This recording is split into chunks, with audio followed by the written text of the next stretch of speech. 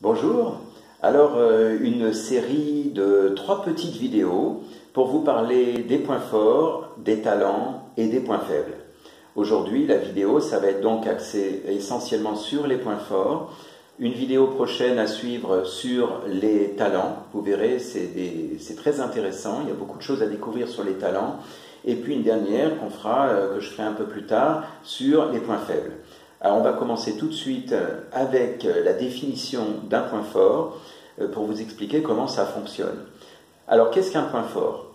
Bien, un point fort, c'est quelque chose qui est à la fois reproductible, qui est répétitif sans aucune lassitude. C'est-à-dire que vous pourriez faire ça des heures et en général vous trouvez une satisfaction et un plaisir. Vous trouvez même un résultat de haute qualité en général quand vous êtes en train de travailler avec un point fort. Parce que simplement, il y a une cohérence entre les points forts et vos valeurs. Les valeurs, vous savez, c'est tout ce qui vous stimule, qui vous donne de l'énergie, qui fait que vous êtes boosté parce qu'il y a des choses qui vous plaisent. Il y a une différence avec les capacités en revanche. Par exemple, je peux vous apprendre à faire quelque chose. Par exemple, il y a des tas de gens qui apprennent un métier. C'est pas pour autant que ce métier est un point fort. Parce que peut-être qu'il n'y a pas de plaisir, peut-être qu'il n'y a pas l'envie de reproduire. Vous voyez, donc la différence, elle est quand même subtile.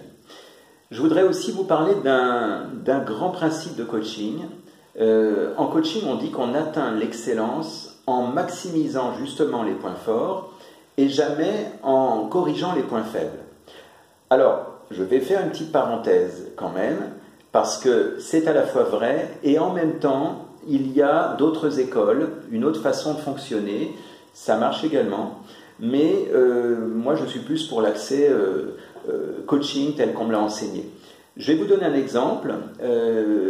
Moi qui ai fait beaucoup d'arts martiaux, par exemple, j'ai étudié l'art ninja, c'est-à-dire j'ai pratiqué le ninjutsu, qui est une méthode japonaise, des arts martiaux japonais, où justement dans cette culture japonaise, on va enseigner aux ninjas de regarder finalement tous ces points faibles et de les travailler jusqu'à ce qu'ils puissent les dépasser, en quelque sorte.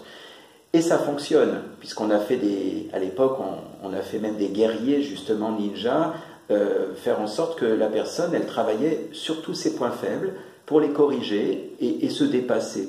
Donc ça fonctionne très bien. Maintenant, dans le monde de la communication, l'éducation, dans tout ce qu'on pourrait faire en tant que coach, eh bien, on s'est rendu compte qu'il y avait quand même plus de possibilités pour faire grandir quelqu'un en s'appuyant sur ses points forts. Déjà, c'est très simple, c'est que en termes d'estime de soi et de confiance, c'est quand même plus important et plus intéressant. Je vais vous donner un exemple, c'est celui des notes à l'école. Vous savez, les élèves, quand ils rentrent de l'école et que les parents regardent les notes. Voilà, je pense que ça doit certainement vous parler, ou en tout cas certainement parler à des gens que vous connaissez. Voilà.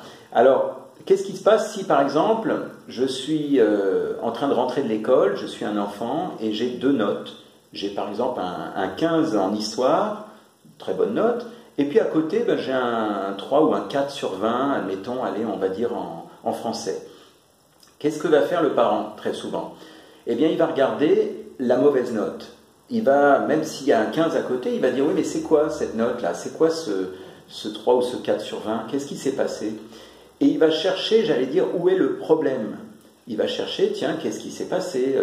Tu n'as pas suivi le cours, tu n'as peut-être pas révisé assez. Vous voyez ce que je veux dire?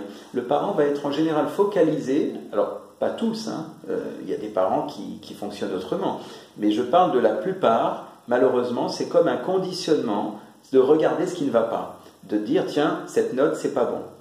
Et finalement, on zappe indirectement le fait que notre enfant a eu quand même une bonne note à côté. Et certainement qu'à côté, il est très doué. On ne peut pas être doué partout, et peut-être que s'il a eu une mauvaise note en français, c'est peut-être pas son truc, le français. Ou peut-être que c'est le début de l'année, et qu'il n'a pas encore intégré suffisamment, et que d'un coup, il va monter en flèche. En tout cas, ce qui est certain, c'est que là où il a une mauvaise note, il ne va pas se transformer en génie et tout de suite monter de 3 jusqu'à 15 ou 20. Donc, quelle serait la stratégie? En fait, comment ferait un coach par rapport à cette situation? Eh bien, c'est simple. Le coach va prendre la globalité. Il va considérer à la fois la mauvaise et la bonne note. Il va d'abord valider l'enfant en lui disant « C'est super, je vois que tu as eu une bonne note, apparemment tu es doué dans cette matière. C'est génial, je te félicite. » Vous voyez l'idée? Et ensuite, il va enchaîner en parlant de la mauvaise note, en disant « Ah, je vois que là tu as eu un 6 par exemple, c'est dommage, qu'est-ce qui s'est passé ? Est-ce que tu penses qu'il y a des choses que tu as besoin d'intégrer ?» Vous voyez, on en parle un peu comme on parlerait à un adulte, en lui disant « Tiens, c'est dommage », mais pas pour le réprimander, pas pour lui dire de s'acharner en faisant des heures et des heures de révision et de devoirs, puisque si ça n'est pas son truc, on va pas, ça ne sert à rien. Je veux dire, il y a des gens, vous leur faites des heures et des heures de révision, pour autant, ça ne va pas forcément fonctionner. Donc l'idée, c'est ça, c'est que vous avez l'enfant avec sa bonne note et sa mauvaise note, vous allez d'abord valider en disant c'est super, c'est génial, bravo. Donc déjà, en termes d'estime de soi, l'enfant va se sentir soutenu et écouté, et surtout il va gagner en confiance. Et tout ça, c'est très important par rapport à ça.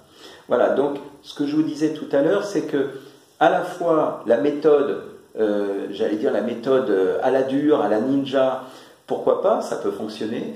Maintenant, si c'est dans le rôle, vous êtes, admettons, en tant que parent et que c'est pour l'éducation d'un enfant, ou si vous êtes, je ne sais pas moi, employeur et que vous avez besoin de booster une équipe, eh bien, cette stratégie fonctionne quand même très bien, parce que c'est plus soft, c'est plus agréable.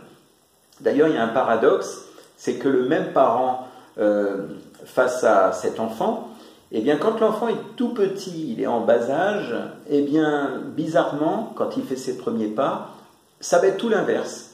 Le parent va le féliciter pour le petit pas qu'il aura fait, alors que peut-être il sera tombé une vingtaine de fois. Et ce qui est curieux, c'est que ça s'inverse au moment où l'enfant va à l'école. Donc, vous voyez, c'est bizarre parce qu'on a l'impression que l'enfant, au moment où il va à l'école, il est censé savoir, il est censé être discipliné. Vous voyez la différence. Donc, rappelez-vous quand même, d'une manière générale, que l'enfant, quand il était tout petit, eh bien, on le félicitait pour le petit pas qu'il a fait à l'époque. Et d'ailleurs, il a réussi à marcher depuis. Voilà. Autre chose aussi, en ce qui concerne l'apprentissage, moi j'ai fait beaucoup de choses, j'ai fait beaucoup d'activités différentes, j'ai fait de la musique, de la danse, j'ai fait, bon, je vous ai dit, des arts martiaux, de la magie. À chaque fois, j'ai eu la chance d'avoir des professeurs qui m'ont encouragé, justement. Je pense que sinon, je serais parti. Parce qu'en général, quand on fait un loisir, quand on fait quelque chose qui nous plaît, on aime bien, on vient pour se détendre, on ne vient pas pour s'en prendre plein la figure. Et moi-même, j'ai donné, quand j'étais prof de salsa, quand je donnais des cours de danse, eh bien, c'est pareil, je donnais des encouragements. Les gens viennent ici pour se détendre, ils ne viennent pas pour s'en prendre plein la figure, comme je viens de le dire. Voilà. Donc, à part ça, donc je vais revenir sur cette notion de point fort. Le point fort est donc composé de savoir, il est composé aussi de savoir-faire et aussi de talent. Donc les talents, on en parlera plus tard, mais le savoir, ce sont donc les faits et les contenus, c'est-à-dire les apprentissages de base, par exemple lire, écrire, ça c'est la base. Le savoir-faire, ça va être plutôt la technique, ça va être la connaissance, la performance. Vous voyez un petit peu le principe. Le savoir-faire seul n'aide pas à exceller. C'est-à-dire que si on a juste un savoir-faire, ça ne suffit pas. Il manque un ingrédient important, et cet ingrédient, eh bien, c'est justement le fameux talent dont je vous parlerai justement dans une prochaine vidéo. Donc c'est une surprise, parce que vous allez découvrir des choses intéressantes, et je ne vous en dis pas plus. Surveillez simplement la prochaine vidéo, et puis vous apprendrez, je pense, et j'espère, des choses intéressantes à propos du talent. Voilà, je vous remercie. Donc, c'était une vidéo sur les points forts. Merci d'avoir suivi cette petite vidéo et j'espère que ça vous a plu. Et je vous dis donc à très bientôt.